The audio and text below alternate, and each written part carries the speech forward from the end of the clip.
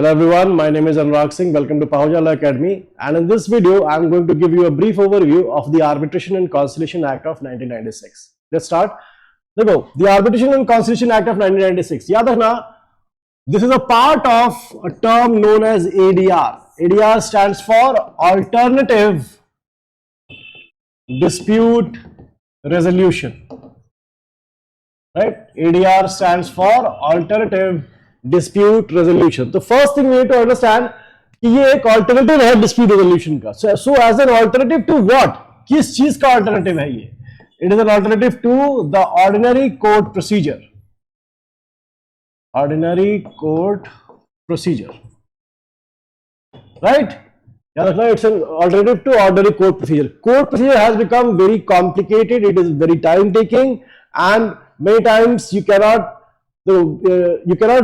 have a win or lose situation. कई बार आपको एक ऐसी सिचुएशन चाहिए होती है जहां पर कि विन विन हो बोथ पार्टीज के लिए, specially a case like matrimonial causes. Right, husband और वाइफ में अगर डिस्प्यूट चल रहा है, वहां पर उनके बीच में सेटलमेंट हो जाए, that is a much more acceptable outcome of the dispute. ठीक है, तो वहां पर कोर्ट्स का काम जो है इसीलिए थोड़ा बैक चलाता है, या फिर कई बार सब्जेक्ट मैटर ही इतना टेक्निकल होता है कि we should not approach the court. Like अगर मान लो मेडिकल नेग्लिजेंस का केस है, वहां पर अगर कोर्ट्स ना इंटरफेयर करे तो ज्यादा अच्छा है, या फिर अगर मान लो स्पेस एक्सप्लोरेशन का कोई डिस्प्यूट है, वहां पर भी अगर कोर्ट्स इंटरफेयर ना करे तो ज्यादा अच्छा है.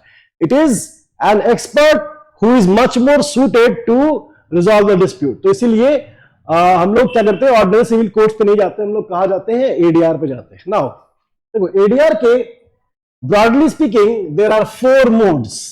ठीक है, there are 4 modes. Although 4 modes में मैं बहुत सारी चीजों को कैटेगराइज कर रहा हूं, बट याद रखना कि ब्रॉडली स्पीकिंग 4 मोड्स ही होते हैं.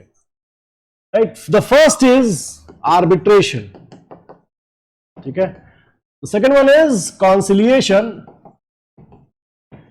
The third one is mediation, और इसी के अंदर हम लोग नेगोशिएशन एंड लोक अदालत भी इंक्लूड करेंगे. नेगोशिएशन एंड लोक अदालत. And the third one is, and the fourth one is judicial settlement. Okay. So these are basically the 4 modes of ADR. I'm not saying that there cannot be more than these 4, but broadly speaking, these are the 4 modes of ADR. Okay. अब इसमें ध्यान रखना that arbitration and conciliation, they can happen only with the consent of the parties. Only with the consent of the parties. Right? Without the consent of the parties, an arbitration or conciliation proceeding cannot be done. ठीक है, अब arbitration में consent कैसे दिखता है? By an arbitration agreement. Arbitration में consent of the parties कैसे दिखेगा? By an arbitration agreement.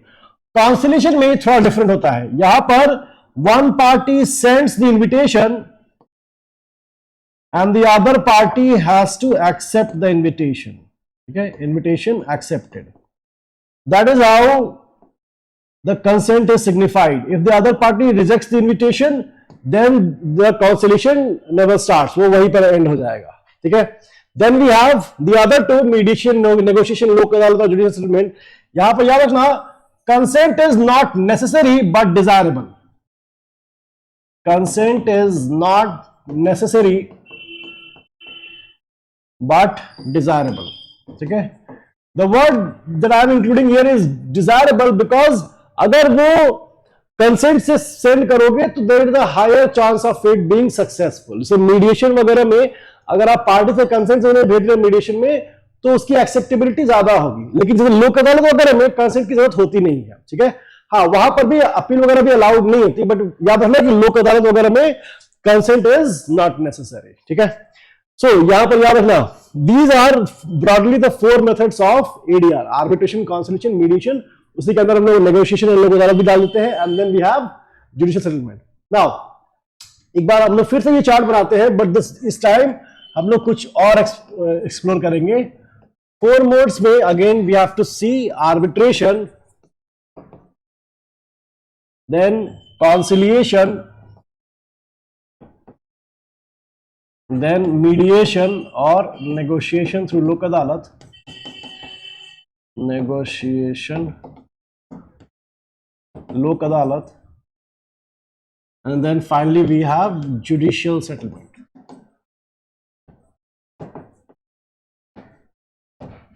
ठीक है, देखो याद रखना इसमें, इन चारों में arbitration is the only adjudicatory process,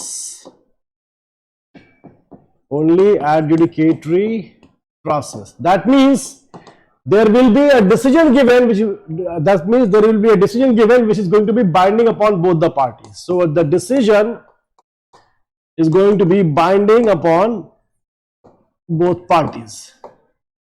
ठीक है, एडजुडिकेशन, अगर हम लोग टर्म यूज कर रहे हैं एडजुडिकेशन और द एडजुडिकेटरी प्रोसेस, का मतलब ये हुआ कि there will be a process to determine who is right and who is wrong. ठीक है, और एंड में जो डिसीजन आएगा that becomes binding on both the party. So that is for the arbitration and it is the only adjudicatory process. याद रखना कि इसके अलावा कोई भी प्रोसेस जो होती है वो एडजुडिकेटरी नहीं होती.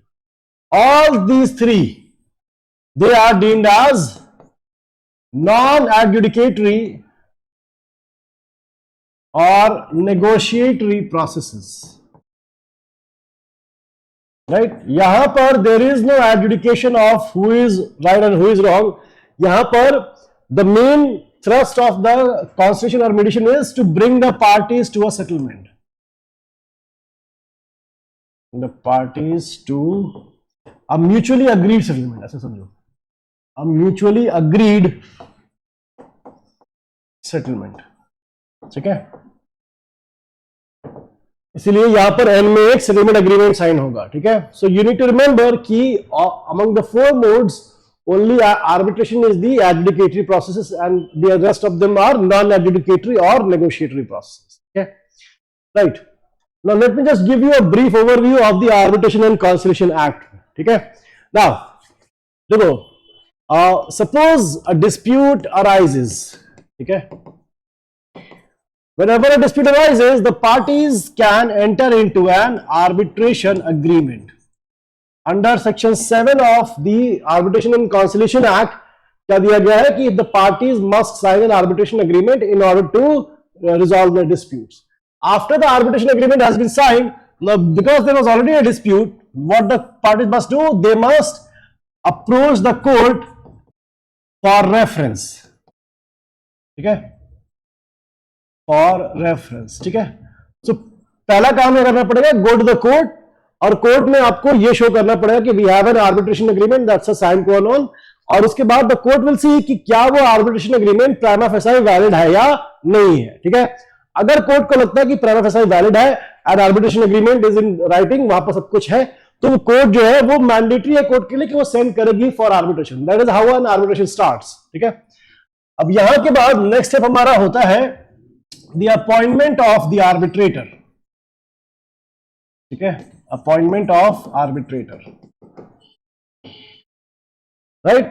So कोर्ट ने आपको अलाउ कर दिया है क्योंकि you can start with the arbitration. तो पार्टीज पहला काम क्या करती हैं? अपॉइंट करती हैं arbitrator. It can be 1, it can be 2, it can be 3, even number भी हो सकता है, as was held in the case of NK Lohia versus NP Lohia. Lohia versus Lohia का केस है और उसमें बोला गया था कि इवन नंबर भी हो सकता है because the parties are allowed to derogate from any provision of this part. Section 4 का क्लॉज ए पढ़ लेना एक बार उससे. ठीक है, सो अपॉइंटमेंट ऑफ आर्बिट्रेटर, यहां पर हम लोग को सेक्शन चाहिए होते हैं सेक्शन 11, सेक्शन 12, सेक्शन 13, 14 एंड 15. ये सारे सेक्शन हम लोग पढ़ते हैं अपॉइंटमेंट ऑफ द आर्बिट्रेटर से. After this what the parties do, जो इनिशिएटिंग पार्टी है वो सबमिट करती है अपना statement of claim, and the respondent he submits a statement of defense, right? और इसके बाद then the arbitration proceedings start. अब यहां पर oral hearings and proceedings ये हो सकती हैं, oral hearings and proceedings, and at the end of these proceedings, ये section 24 है एक्चुअली, एंड में यहां पर क्या होगा? There will be an arbitral award. ठीक है, तो प्रोसीडिंग वगैरह करके कोर्ट जो आर्बिट्रेटर है वो ही can hold a proceeding and then end में वो अवार्ड पास करता है. जब अवार्ड पास हो गया है, यहां पर दो चीजें पॉसिबल होंगी. जो पार्टी जिसके फेवर में आर्बिट्रल अवार्ड आया, he would like to have the enforcement of the award, and the party who wants to challenge the award, वो कहते हैं कि arbitrator, the losing party generally, he would like to file an application for setting aside the arbitral award.